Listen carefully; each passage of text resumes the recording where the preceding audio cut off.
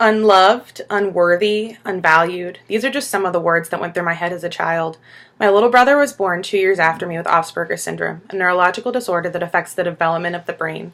And so my parents growing up spent a lot of time with him focusing on his needs. This felt like them saying that they didn't love me. I understood that he needed the more attention, but there's only so much you can understand as a young child. And so I quickly learned that the way to earn my parents' love and acceptance and attention was to perform well. This was either riding a bike or learning to read a book or learning my alphabet. And so by the time I got into school, this had developed into a pattern and quickly spiraled out of control. I learned that if I did well on an academic performance test, that my parents would give me a hug, I would get love, acceptance, and if I didn't, I would either get ignored or I would get scolded for not doing well enough, not doing good. And so I learned that the only way my parents would show me acceptance and show me love was to perform. Did not grow up in a church-going household. I knew about God, but I thought if God is real, then he must hate me because my parents don't love me. I don't have friends at school.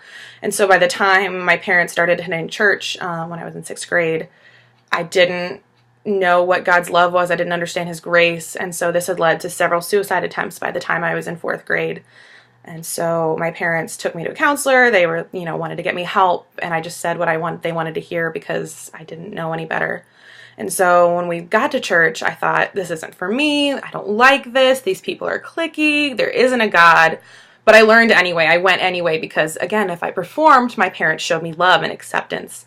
And so even through this horrible pattern of performance and perfection seeking, I learned about God. I learned about his grace and his love, and that he sent his son to die on a cross for me, and that if it was just me in this world, that God still would have done it.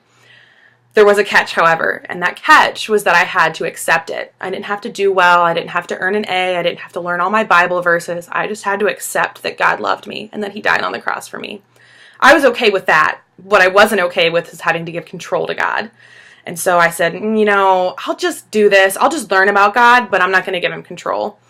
God called me out and said, no, you're not, Mackenzie. You're going to give me control. And I said, I don't think so, God. Then one Sunday we were at church, and the sermon that weekend was on, guess what? Giving God the driver's seat of your life, giving God the throne of your life, giving him control. And I thought, oh, you've got to be kidding me. Felt so convicted, felt like God was speaking to me personally throughout this whole sermon. And I was like, still, like, control. I don't have a control of a lot of things in my life, God, but I can control who I hang out with, what books I read, what I do with my day-to-day life. I can control those things, and so I'm going to hold on to those. And God said, no, you're not. And I said, yes, I am. And he said, And so when we got up to sing praise at the end and sing worship, I heard this voice behind me, and it was terrible. It was an awful singing voice. And so I turned around like a 12-year-old, like, who the heck is singing? Don't sing if you sing like that. And when I turned around, it quite literally brought me to my knees. It was a woman in her mid-30s who had severe developmental disorders. But she was singing and praising God for all she was worth, clearly in awe of the Lord that had created her for a special purpose. And so I thought, okay, God, if she can give you control, if she can honor you in this way, then I guess I can too. And from that day forward, I gave my life to Christ, and it was amazing.